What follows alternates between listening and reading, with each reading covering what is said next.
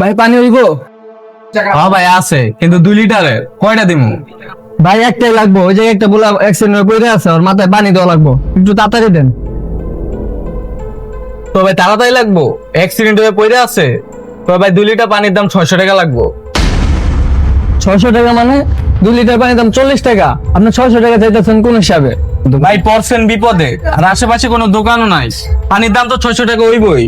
ভাই যে পোলাটা অ্যাক্সিডেন্ট হয়েছে ওই পোলাটাও তো আমার কিছু লাগে না, আমি খালি সাহায্যের জন্য আগে আসছি। আর মানুষের বিপদের সুযোগ নিয়েন না, পানিটা দেন ভাই। আমার ভাই এত কথা শুননা লাভ নাই, 600 টাকা দেন, আমি পানি দিতাছি। ভাই আমার কাছে তো 600 টাকা নাই, 100 টাকা আছে, 100 টাকা দিতেছি, পানিটা দেন, পোলাটা তো বাঁচাইতে হইব। ভাই 1 টাকাও কম হইব না, 600 টাকা হইলে নেন, না নিলে নাই। হাই রে মানুষ, এই নির্লজ্জ যখন কি করি। আরে যাও যাও, এই এলাকায় আমার দোকান ছাড়া আর দোকান পাইবা না, ঘুরে ফিরে আবার আমার কাছে আইতে হইব। ভাই আজকে মানুষের বিপদ দেখে 40 টাকার পানি 600 টাকা চাইলেন, কাজটা আপনি ঠিক করলেন না। দেখেন ভাই, আমি ব্যবসায়ী মানুষ, আমার চিন্তা ভাবনা ব্যবসায়ী, কার কি হইলো ওটা তো আমার দেহের বিষয় না। দেখেন ভাই, বিপদ তো আর বলে কয়ে আসে না, আর সবসময় ব্যবসায়িক চিন্তা ভাবনা রাখলে চলে না।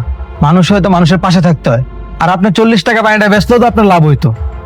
ভাই ফ্রিতে জ্ঞান দিয়েন না তো, আমাকে দেশটা এমনই, আমার দেশ কোনোদিন পাল্টাইবো না, নিজেরটা নিজেরই গুছাই দিব। আমার একটা ছোট ভাই আছে, ওর একটা ভবিষ্যৎ আছে, বুঝেন নাই? ঠিক আছে ভাই, এটা আপনার বিষয়। আয় রে, কাজের লোক রাখছি টাকা দিয়া, জিনিসটা পরিষ্কার করে নাই দোকানটা, আর আরেকজন আইছে ফ্রিতে জ্ঞান দেওয়ার লেগা। ভাই আমার কত হইলো? 50 টাকা হইছে ভাই। ভাই তুমি একটু ধৈর্য ধরো, বুঝছো? সামনে দিয়ে গাড়ি লয়ে তোমার হসপিটালে লয়ে যাবো, একটু ধৈর্য ধরো। ভাই ভাই একটু দাঁড়ো, সমস্যা নেই। আরে এটা আমার ভাই রবিউল না? আর কি হয়েছে? ভাই হেই তো অ্যাক্সিডেন্ট করছে, আমি হেল লেগেই তো পানি নিতে আইছিলাম। তবে এটা তো আমারই ভাই, আপনি আমার আগে কইবেন না, তাহলে তো আমি পানির লেগে এত টাকা চাই না।